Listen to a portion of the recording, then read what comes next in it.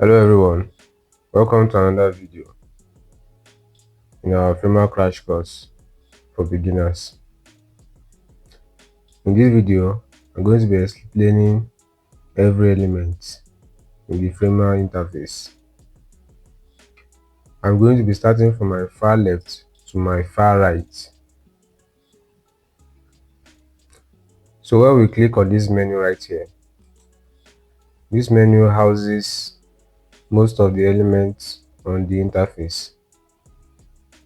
So we might not talk about all of them right here, but the most important thing to note here is under file, we hover to the copy remix link.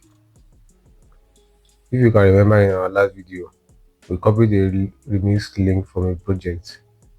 So once we are done creating a website for our client or for a template, we can come right here and then copy our own remix link and then share it with anybody we want to share it with. That being said, let's close this. Now this is the insert panel where we can insert practically anything into our canvas. I'm just going to click on it. Right here we can insert pages if we don't want to design from scratch. So this is a landing page we can insert. We can insert a portfolio page, teaser, blog article, and many other pages.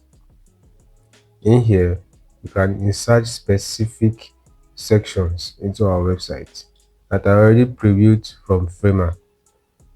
So we can insert this header or any other section we want to insert. In here we can insert navigation menus either for our header or our footer. We can also insert menus from here. We can insert CMS collections, mostly for blogs or for e-commerce websites.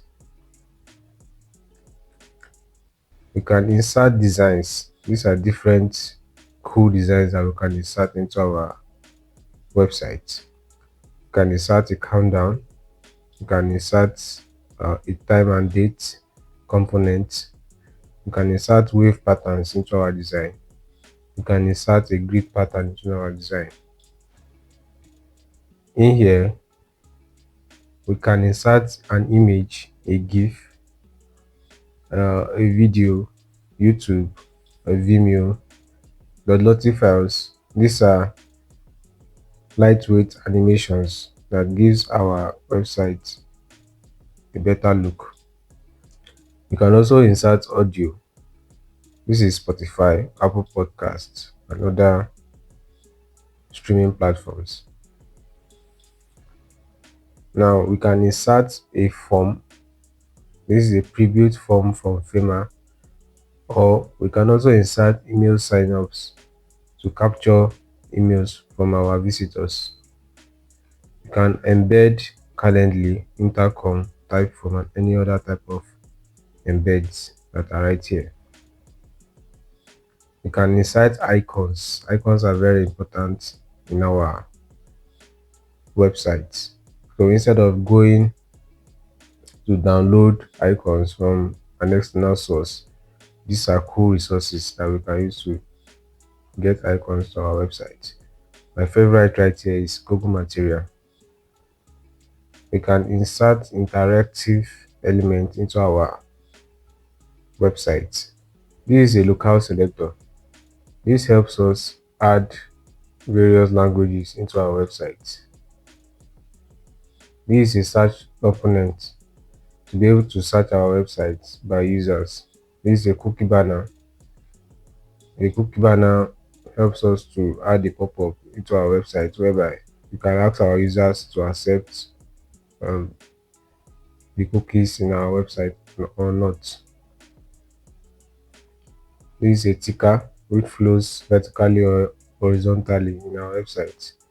It gives our website more modern feel. This is a slideshow and this is a carousel. Moving over to the social tab, We can add any social embed into our website, either Instagram, Facebook, or Twitter, or Google Maps. This is the utility section where we can embed practically anything into our website. We can embed lemon squeezy, Gumroad, or code block into our website. This is the embed component, which helps us embed content from other websites into our own website. This is copy clipboard, in which we can help our users to copy anything from our website. Basically, what this just means is that we are just going to copy a text into this component, and then whenever the user clicks on it, the text will be immediately copied into their own clipboard. This is also a download component whereby we can upload our files into this component, and users can also download it at their own end. And also, this logo component is very important. We can actually get brand logos from this component instead of going and downloading from external source and bringing it into Framer. You can get it directly from this logo component. So this is the layout panel where we can insert any layout into our canvas. You can insert frame, rows, columns, grids, image, or video. I'm not going to be going in depth into this because there are shortcuts that we can use to make our work faster.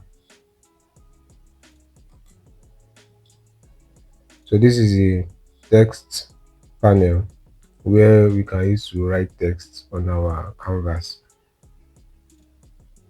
This also has a shortcut, which is hitting T on our keyboard. This is the CMS panel for blogs and e-commerce mostly. This is our plugin section where we can get numerous plugins from Framer.